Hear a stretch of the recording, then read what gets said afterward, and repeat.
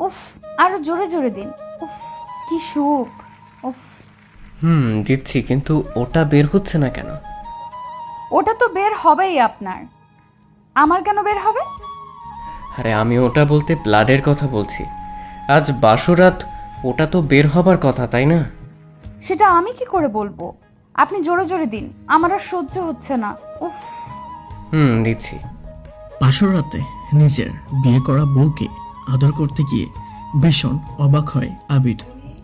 আবির জানতো বিয়ের প্রথম রাতে প্রতিটা মেয়ের ব্লিডিং হয়ে থাকে। একটা মেয়ে যে ভার্জিন বা সতী সেটা এটার মাধ্যমে বোঝা যায়, কিন্তু আজ আবির সেটা নিজের স্ত্রীর মাঝে দেখতে পেল না। আবির অহনাকে বিয়ে করে নিজের মায়ের পছন্দে। অহনার সাথে বিয়ের আগে কোনো প্রকার দেখা হওয়া বা কথা হওয়ার সুযোগ ছিল না। আবিরের মা মেয়ে দেখে এসে পছন্দ করার পর আবির বিনা বাক্যে মেয়েটিকে বিয়ে করে নিয়ে আসে। অহনার প্রতি আবিরের অনেক প্রত্যাশা ছিল, কিন্তু এখন অহনার প্রতি কেন যেন ভীষণ ঘৃণা কাজ করতে লাগলো আবিরের। আবির নিজের কাজটা শেষ হতেই অহনার উপর থেকে উঠে পড়ল। আবির অহনার উপর থেকে উঠে সোজা চলে যায় ফ্রেশ হয়ে নিতে। আবির ফ্রেশ হতে চলে যেতেই অহনা খানিক অবাক হয়ে যায়। অহনা অবাক হয়ে গিয়ে আবিরের চলে যাওয়ার দিকে তাকিয়ে থাকে।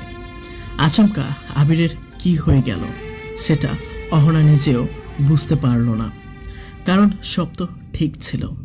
আবির ফ্রেশ হয়ে রুমে প্রবেশ করে অহনার দিকে এগিয়ে গেল।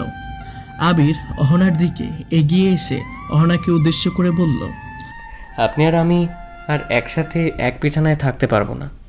মানে এসব কি কথা বলছেন? একটু আগেই তো সব ঠিক ছিল। ঠিক ছিল, কারণ আমি বুঝতে পারিনি, তবে এখন বেশ ভালোই বুঝতে পারছি। কি বুঝতে পারছেন আপনি? আমি তো আপনার কথার কোনো মানেই বুঝতে পারছি না। বুঝতে হবে না, সবাই যদি সবটা বুঝতে পারতো তবে তো আর সমস্যা হতো না।